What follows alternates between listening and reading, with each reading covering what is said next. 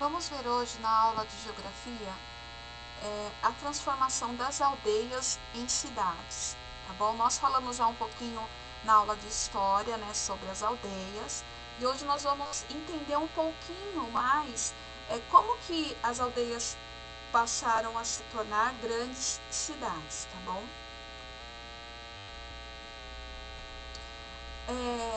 Aqui nesse slide nós temos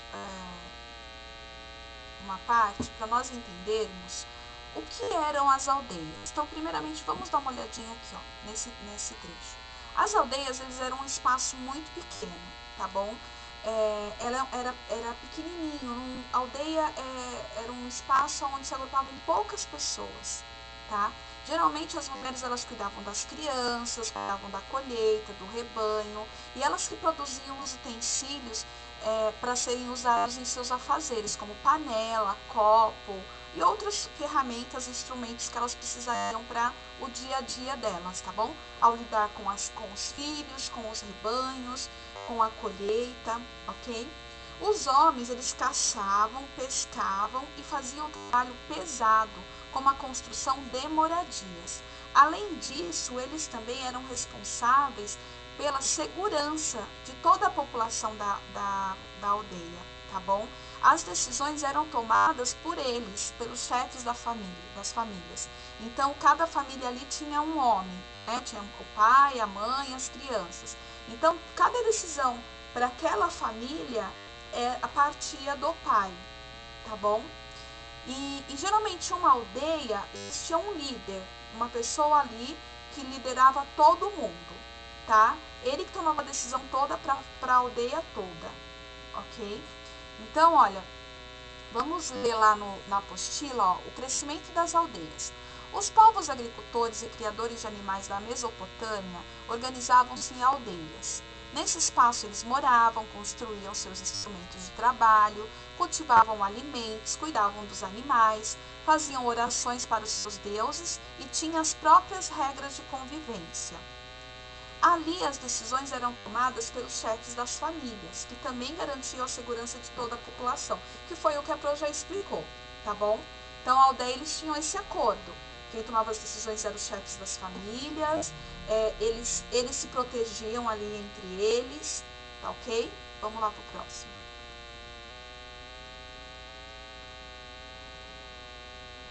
Aqui, deixa eu ver se é esse mesmo.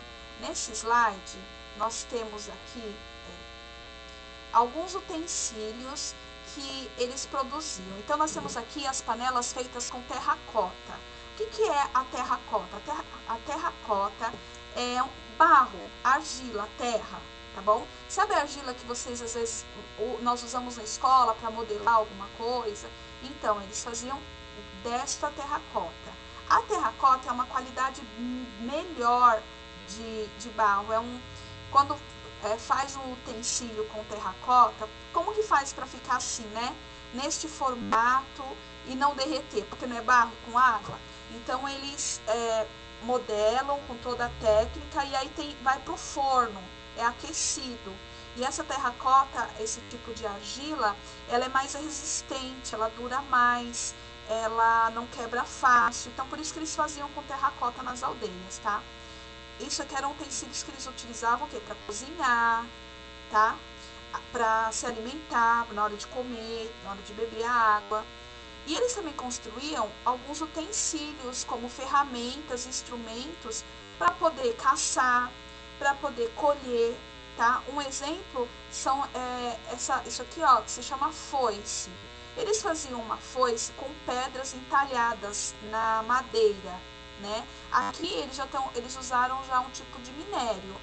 Eles foram até lá em alguma rocha, retiraram o ferro, por exemplo, que é um minério que é encontrado nas rochas, nas pedras, e fizeram desta forma, tá? Mas bem lá no começo eles usavam madeira, colocavam pedras nessa madeira e aí eles usavam essas foices para poder fazer as colheitas. A colheita é o quê?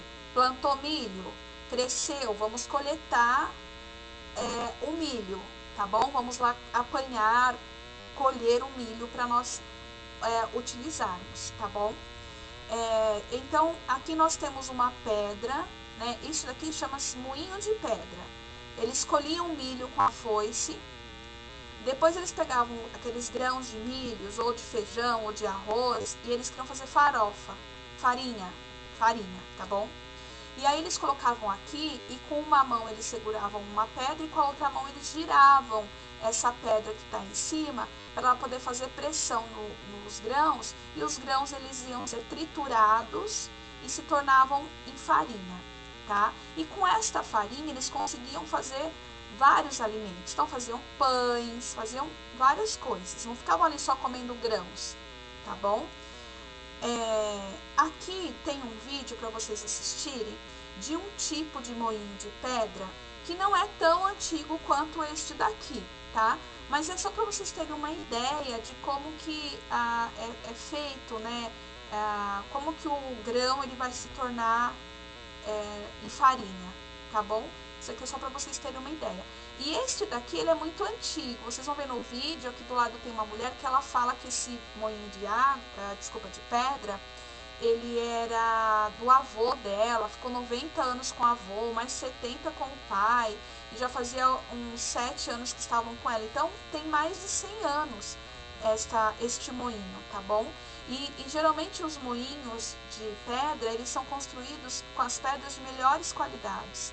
São pedras que não quebram fáceis, tá? Vocês vão entender isso no vídeo. É um vídeo bem rapidinho, ele dura no máximo de 3 a 3 minutos e meio, tá bom? Então é importante que vocês assistam, ok? Eu vou compartilhar depois este link do vídeo na plataforma do Plural juntamente com esta aula, ok? Vamos lá. Então aqui nós temos uma outra representação que demonstra o crescimento da aldeia, quando a aldeia ela está no processo para se transformar numa cidade. Primeiro eles começam o quê? A produzir seus próprios utensílios, suas próprias ferramentas, né? Muito antigamente, em algumas imagens que eu mostrei para vocês, eles não tinham nem direito a um lugar para morar, para entrar e se proteger do frio, do calor.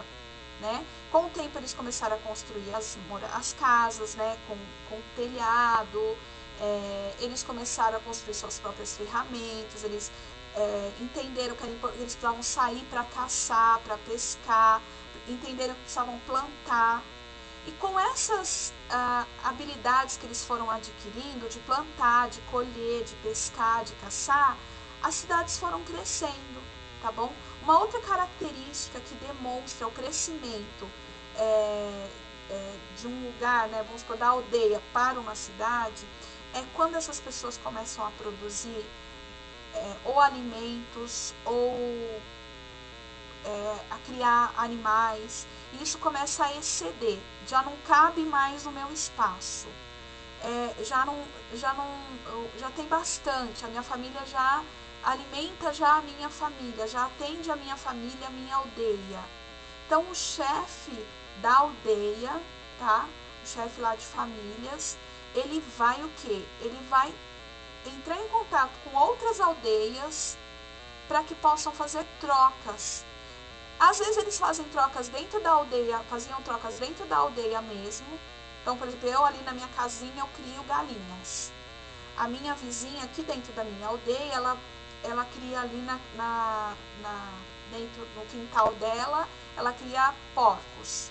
Então, eu vou lá e falo, olha, eu tenho muita galinha, minha família já está cansada de comer galinha. A gente pode trocar? Você me dá um porco, eu te dou 3 galinhas, né? Tem que ser justa a troca. Se o porco é muito grande, vamos calcular mais ou menos quanto que pesa, aí a gente vai trocar pela quantidade certa, tá bom? A troca sempre tinha que ser justa para não haver confusão. E aí fazia a troca dentro da aldeia. E aí eles começaram a fazer troca fora da aldeia, de uma aldeia com a outra. Então, se uma aldeia tem muita maçã, eles plantam uma plantação enorme de maçã, e a outra aldeia tem uma plantação enorme de banana, eles começam a trocar. Bom, a gente come banana, o meu vizinho lá da outra aldeia come maçã.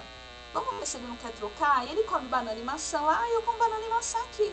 Então, eu vou dar 1 quilo de maçã lá para o meu vizinho vai dar 1 quilo de maçã aqui para mim. Vamos trocar, tá? Esse processo, gente, se chama escambo, ok?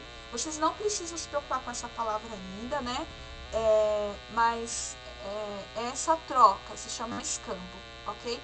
No futuro aí vocês vão ouvir falar mais sobre isso, tá? Então olha só, uns criavam coelhos, outros peixes, os outros plantavam mandioca, uns criavam porcos, os outros criavam ovelhas, né? E assim eles conseguiam fazer essas trocas. Então, se um produz tecido e o outro pão, eu vou dar tecido para ele, porque ele vai ter tecido para fazer as roupas, e aí ele me dá pão, né?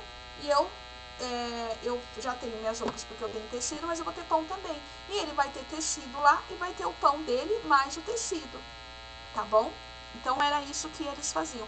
E isso era uma característica de que a aldeia estava crescendo, porque já estava começando a sobrar as coisas, estava excedendo, tá bom? Então, quando nós falamos assim, está excedendo, nós estamos falando que está sobrando, tá? Então, olha, vamos ler lá na página 148. O surgimento das cidades. Você percebeu quantas mudanças ocorreram nas aldeias? Associado a todas elas, houve ainda mais um fator, o aumento da população.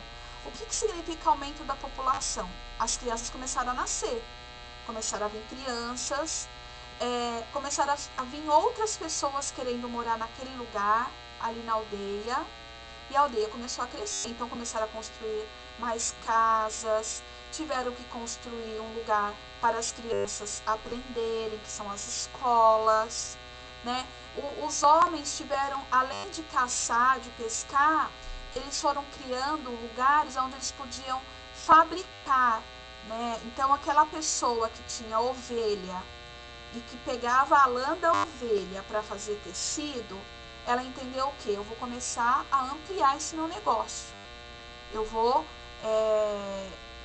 começar a produzir mais tecidos, porque agora está morando muita gente aqui na minha aldeia, então tenho que fazer mais para poder fazer as trocas. E aí essas aldeias começaram a crescer com quantidade de pessoas e quantidade de trabalho, tá bom? Então vamos continuar aqui, ó. Isso ocorreu porque com maior produção e melhor conservação dos alimentos, as pessoas ficaram mais saudáveis. Quando a gente fala aqui de conservação de alimentos, por quê? Lembra que eu falei que eu tinha galinha e a minha vizinha tem porcos? A minha vizinha lá mata 3 porcos, a família dela come só 1. Eu tenho 10 galinhas, eu mato 5, a minha família só come 5 galinhas. O que eu vou fazer com aquelas outras lá? E o que ela vai fazer com os porcos lá que ela matou? Vai começar a estragar, vai perder, né? Então, o que acontece? Foram aprendendo técnicas de conservar o alimento. Faziam as trocas e também foram aprendendo as técnicas de conservação para que esse alimento não estragasse, tá? E as pessoas, elas ficavam mais saudáveis, já não tinham tantas pessoas doentes, morrendo, porque comiam alimento estragado, tá bom? Já não existia mais isso. Então, o número de famílias cresceu, novas casas foram construídas e outras necessidades apareceram, como a criação de novas estratégias de segurança para a população, de divisão e organização do trabalho, das regras e do poder. Então, conforme foi aumentando o número de pessoas, eles foram criando regras para não haver confusão, para não haver brigas entre as pessoas.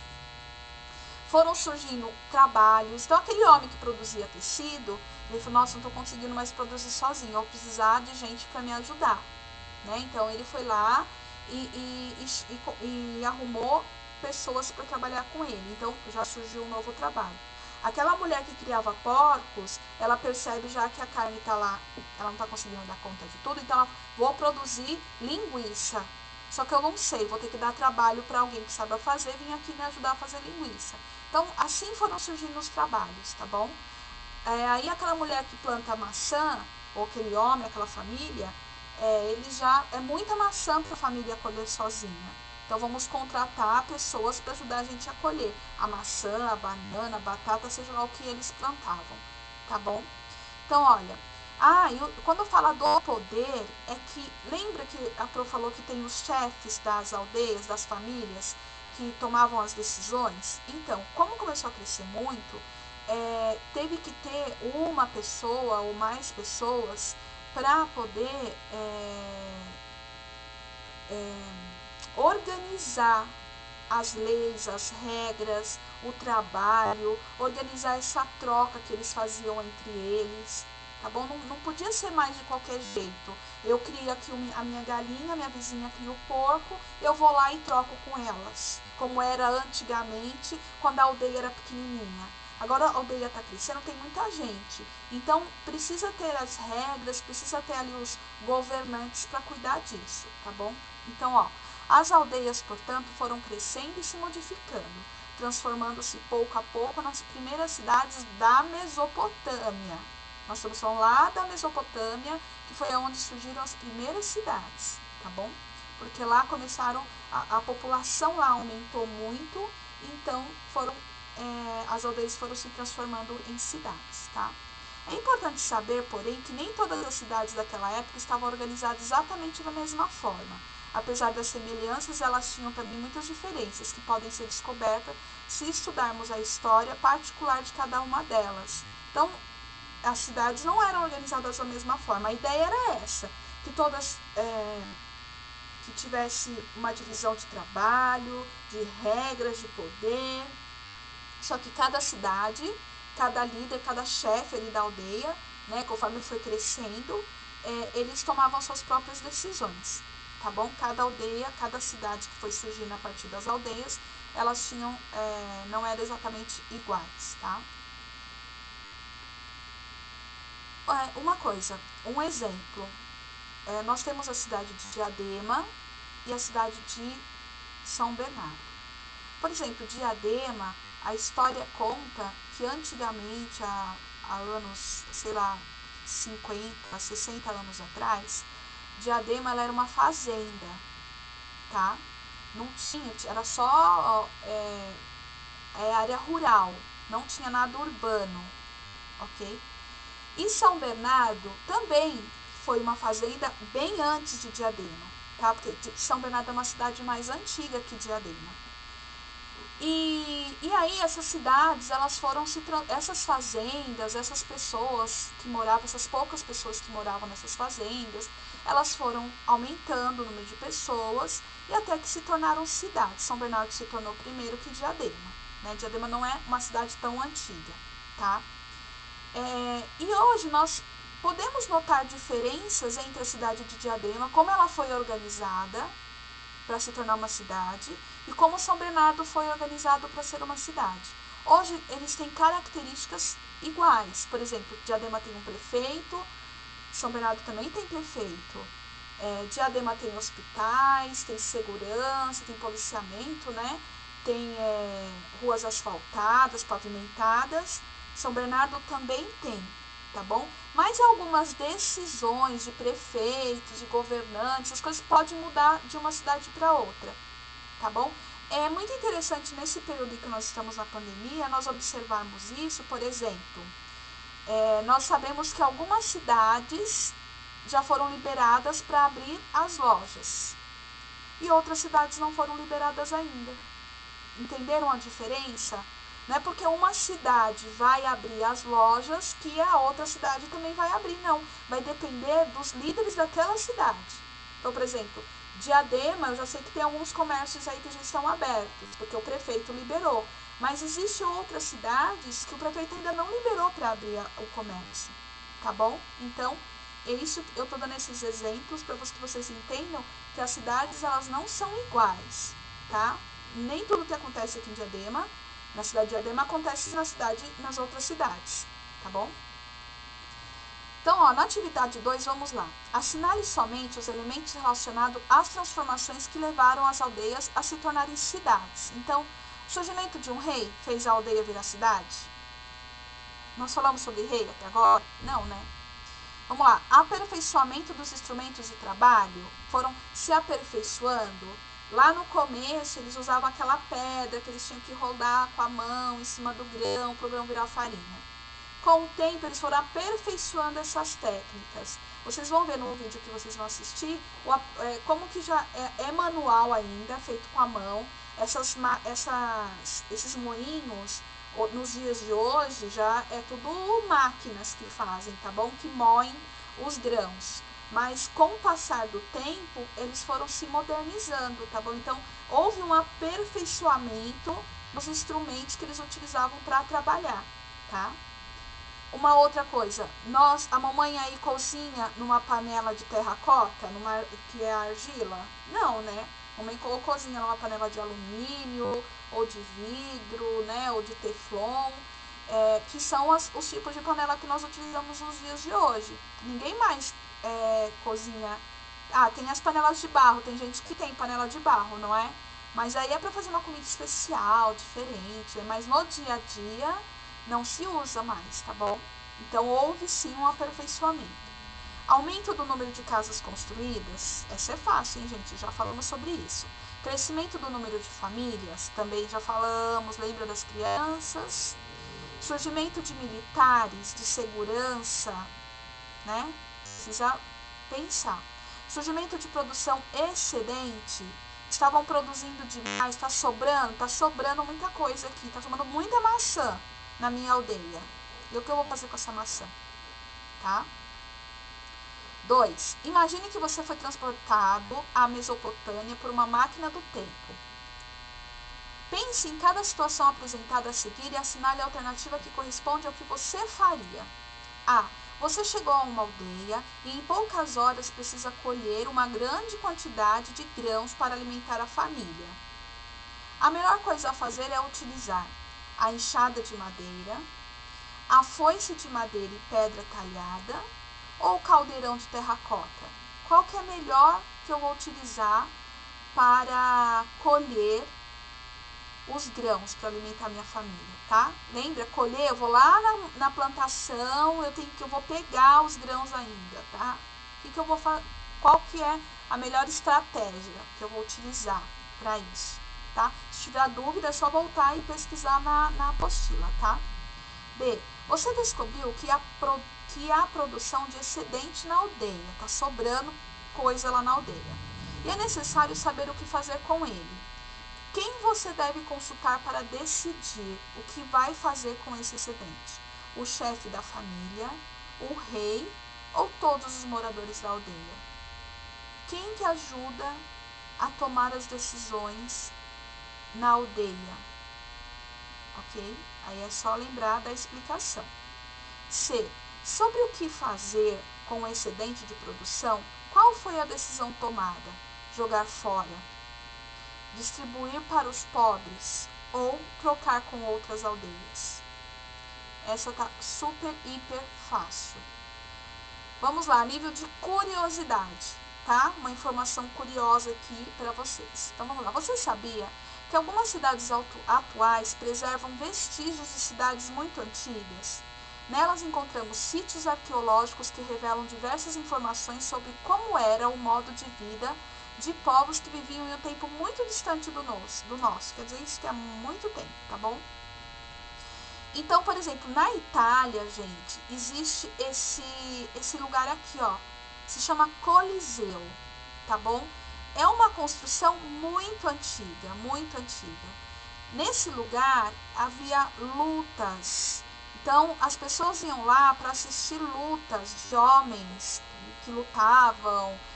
Também tinha, às vezes, com animais, tipo leão, tigre, essas coisas. E as pessoas iam lá para assistir. Hoje, atualmente, ali é só só o que sobrou desse Coliseu, né? E virou um patrimônio da humanidade. Então, ele é preservado, as pessoas cuidam, mas é muito antigo. Isso fica na Itália, tá? Tem lá em Bagdá, no Iraque, tem essa construção aqui, ó, tá bom? Eu não sei o que é essa construção, mas é algo muito antigo. Tem o Muro de Jericó, que fica na região da Palestina. Esse lugar aqui, ó, que foi construído na época, isso tá, quem conhece a Bíblia, o Velho Testamento, conhece essa história, quando foi construído. Jericó era uma cidade, né? Que foi construído um muro em volta para proteger contra os inimigos, tá bom?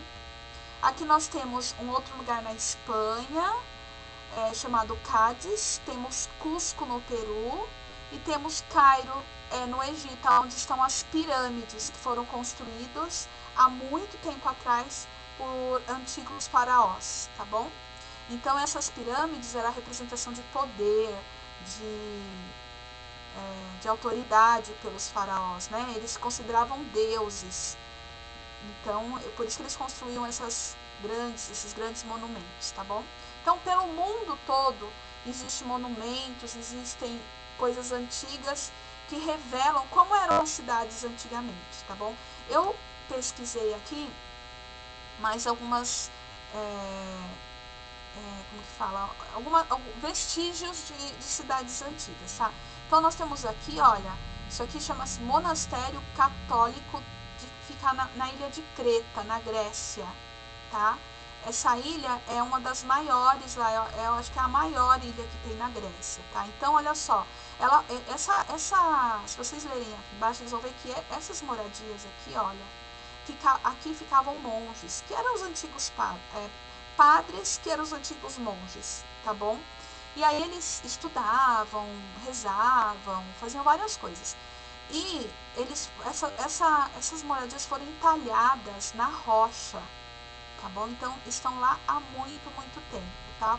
Foram construídas aproximadamente em 1600, tá bem?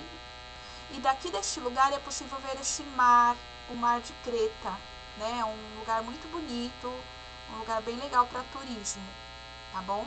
Então, aqui é um exemplo.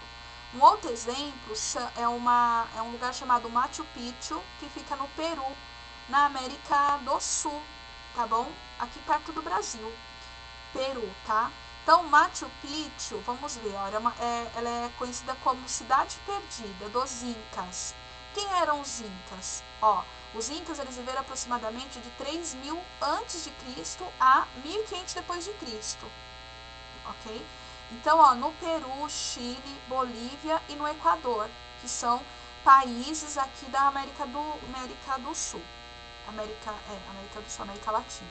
Mais especificamente na Cordilheira dos Andes.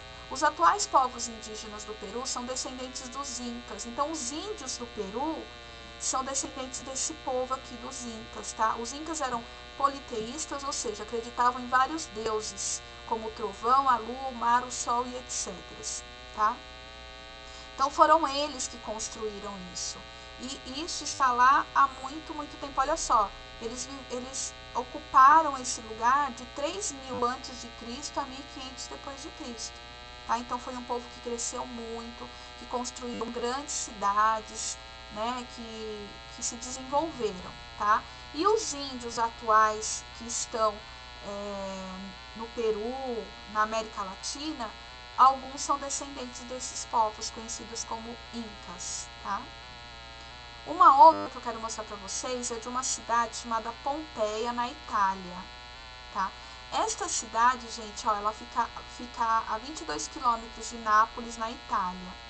Pompeia ficou oculta por mais de um século após ter sido engolida por cinzas e lavas decorrentes da erupção do Vesúvio. Vesúvio é um vulcão, tá? E esse vulcão entrou em atividade, né? E aí, o que aconteceu? As pessoas não conseguiram fugir, porque essa cidade de Pompeia ficava bem pertinho do vulcão. E quando ele entrou em atividade, foi tudo muito rápido, as pessoas não conseguiram fugir, tá bom? Então, com a pesquisa arqueológica, os arqueólogos foram pesquisando sobre essa cidade, eles encontraram, olha aqui, eu coloquei para vocês verem, são os corpos das pessoas que elas não conseguiram nem se mover para poder fugir da erupção do vulcão, tá bom? Então, olha só, elas morreram carbonizadas na posição em que elas caíam, que elas ficaram, tá? Muito triste, né? Mas é interessante, né? Para a história é interessante. Então, olha só, a antiga cidade romana é hoje um dos sítios arqueológicos mais concorridos do mundo. Todos os arqueólogos querem ir lá para fazer pesquisa, tá? O mais impressionante são a exposição dos corpos carbonizados pelas cinzas, conservados em suas posições originais no momento da hecatombe. A hecatombe é um evento que acontece quando morrem muitas pessoas ao mesmo tempo, tá bom? Então, foi o que aconteceu quando o Vesúvio ele entrou em atividade, né? E aí muitas pessoas, né, a cidade ela foi coberta por cinzas e só foi redescoberta, né, um século depois do que aconteceu, por pesquisadores, né, os arqueólogos que foram encontrando os vestígios dessa cidade, tá bom? Então aqui, ó, tem essa foto aqui com algumas colunas, tudo isso aqui é daquela época que foi sendo escavado e aí foram encontrando isso daqui. E tudo isso é preservado com muito cuidado, porque também é um patrimônio da humanidade, tá? Então era isso que eu queria mostrar para vocês. Agora, aqui é a nível de curiosidade para vocês entenderem um pouquinho dos vestígios que ainda nós encontramos nos dias de hoje, né, no ano 2020 praticamente, eles encontram ainda vestígios de cidades antigas, muito antigas, ok? Então, olha a lição de casa. Você fará uma entrevista cujo objetivo é descobrir se os entrevistados reconhecem a importância dos rios. Siga as instruções e anote todas as respostas em seu caderno de classe. Então, você vai anotar no seu caderno de Geografia e História, tá bom? Escolha 2 adultos e pergunte se eles aceitam ser entrevistados. Então, vai escolher aí os 2 adultos que vocês quiserem, tá? Na casa de vocês. Inicie perguntando o nome e a idade dos entrevistados. Então, vocês vão anotar no caderno o nome completo e a idade. Mesmo que seja o papai e a mamãe, você já sabe o nome, mas anota no caderno, ok? Pergunte, em sua opinião, qual a importância dos rios para as cidades? E aí você vai escrever o que ele falar, ok? É uma entrevista, gente. Quando um jornalista vai entrevistar outra pessoa, ele não vai dizer, não, isso está errado. Não, o rio não é para isso, tá bom? Não, vocês só vão ouvir. O jornalista ele vai ouvir, vai anotar e no final falar muito obrigada por ter cedido a sua entrevista para nós, tá bom? Vocês vão ser educados aí, não precisa contar para eles que os rios são importantes para a nossa sobrevivência, tá? Não vão contar. Deixa eles responderem, vamos ver o que vão falar. E aí nós vamos compartilhar isso na próxima aula de História e Geografia, quando nós vamos corrigir isso daqui. 2. Compare as paisagens urbanas estudadas até agora à da cidade de Calil. Eu mandei ontem para vocês a imagem e na apostila de vocês tem a imagem aí na página 142, tá bom? Em sua comparação, observe semelhanças e diferenças nas construções, na utilização do rio, na aparência das pessoas e dos animais. Depois escreva suas conclusões. Então, nos dias atuais, nós temos os nossos espaços urbanos, não é? Comparando os espaços urbanos que nós temos na atualidade com a cidade de Calil, o que você nota de diferença? Como que as pessoas se vestiam, como que os animais eram criados, como que eles utilizavam os rios e como que nós utilizamos hoje, tá? E aí você vai escrever aí qual é a conclusão que você chegou, tá bom? Então, gente, nós terminamos a nossa aula hoje de Geografia, tá? Nós falamos sobre a transformação das aldeias em cidades, né? O que fez com que as aldeias, que eram pequenininhas, elas começassem a crescer e se tornassem grandes cidades. Como a Pro falou, né, um dos principais motivos foi o aumento de população, a quantidade de pessoas que haviam nas aldeias. Com isso, foram surgindo trabalhos, foram surgindo novas maneiras, né, de plantar, de colher, de se defender, tá bom? Foram surgindo os líderes, né, e regras para que não houvesse confusão entre o povo, e assim foram surgindo foram surgindo as cidades do passado, tá bom? Qualquer dúvida pode me chamar, ok? E até a próxima aula. Um beijo para vocês.